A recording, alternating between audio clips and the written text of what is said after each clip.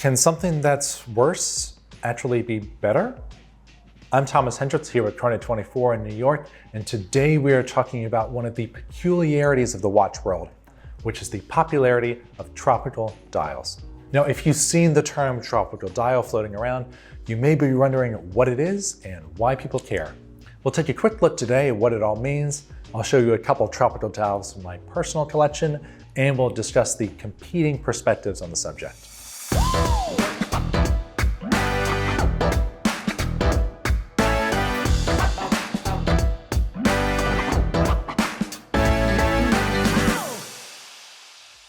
First up, the basics. What is a tropical dial?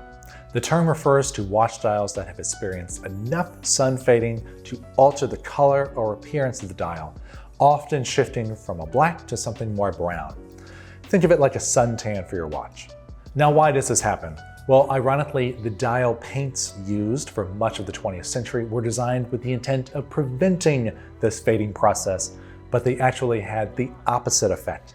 And I have a feeling somewhere, someone along the way probably got fired for this miscalculation. For a visual example, I brought two watches from my personal collection that feature tropical dials.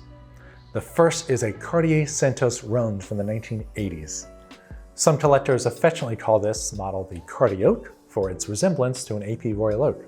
The dial here started as a slate gray, but has taken on more of an oil slick effect over time, with purple, green, and rust colors peeking out.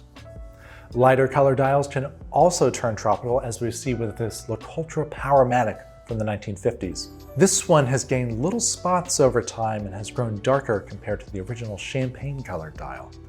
And that's the cool thing here. Each tropical dial is unique, and as you click around, you'll see other styles with nicknames like spider dials, or stardust dials, or leopard dials. Each pattern is the result of a unique combination of materials, sunlight, and time throughout the life of the watch. Now, of course, not everyone prefers their watches to look this way. A tropical dial is technically a damaged dial, a compromised dial, and if you're someone who likes a clean, untouched look, then this will likely be a deal breaker for you. Thankfully, there are a lot of vintage watches that have maintained their original colors, so much like roasting a marshmallow over a fire, everyone can find their perfect level of toastiness. Those that do like this look will often pay more money for a watch with a tropical dial. In November of 2021, Philips sold an Omega Speedmaster CK2915-1 for approximately $3.4 million, the most ever for a Speedmaster at auction. And the excitement around the multi-million-dollar Speedy is due in large part to that beautiful milk chocolatey tropical dial. It's a similar story if you look at the Rolex Daytona. At the moment, a standard Zenith Daytona, reference 16520, with a black dial would cost you roughly $35 to $40K on average. But a Patrizzi version of that same watch, ones with tropical subdial rings, will cost you on average $50,000 to $60,000. What makes some tropical dials worth more than others? A lot of it comes down to how evenly the dial has aged. A uniform fade will look artistic, sophisticated, matured like a fine whiskey. Others that are splotchy and uneven will just look dirty.